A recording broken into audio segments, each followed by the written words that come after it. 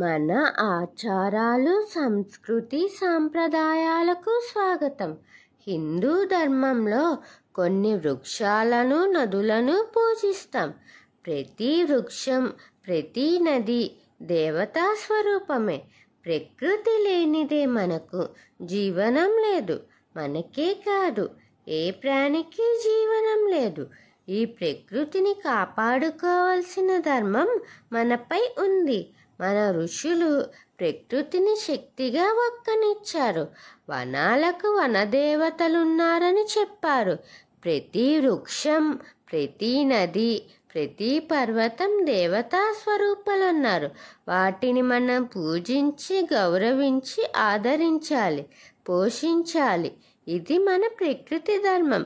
నేడు మనం ఈ ప్రకృతి ధర్మాన్ని నిర్లక్ష్యం చేస్తున్నాం. అందుకే రకరకాల ప్రకృతి జనిత కష్టాలకు లోనవుతున్నాం. పంచభూతాలను కలుషితం చేస్తున్నాం. వృక్షాలను నరికివేస్తున్నాం. పర్వతాలను పిండి చేస్తున్నాం. అడవులను కాల్చివేస్తున్నాం.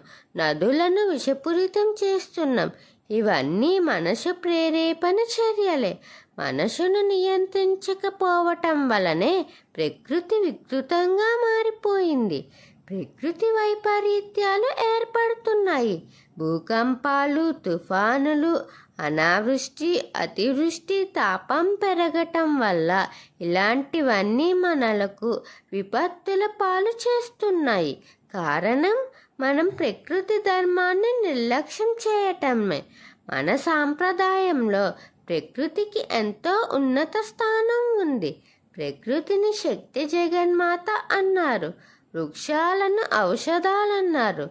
నదీ జలాలను అమృతమన్నారు. నేడు అంతా వికటించింది. మన ప్రలోభానికి లోనై మనం ప్రకృతిని ధ్వంసం చేస్తున్నాం. మనం ఆపద పాలవుతున్నాం. మన సాంప్రదాయంలో సౌందర్య దర్శన ఆరాధనలకు అత్యుత్తమ స్థానం ఉంది. వ్యక్తుల సౌందర్యమే కాదు, ప్రకృతి సౌందర్యం, వస్తు సౌందర్యం కూడా సౌందర్యంలో ఒక భాగమే. అలాంటి వృక్షాలను నరికివేయకుండా, నదీ జలాలను విషపూరితం చేయకుండా మనం కాపాడుదాం. మన ఆచారాలు, సంస్కృతి, సాంప్రదాయాలు వీటి మీద మీకు ఆసక్తిగా ఉంటే నా ఛానల్ని సబ్స్క్రైబ్ చేసి అలాగే పక్కనే ఉన్న బెల్ ఐకాన్ క్లిక్ చేయండి. నా వీడియోస్ని మీరు ఆదరించి లైక్, షేర్, కామెంట్ చేయండి.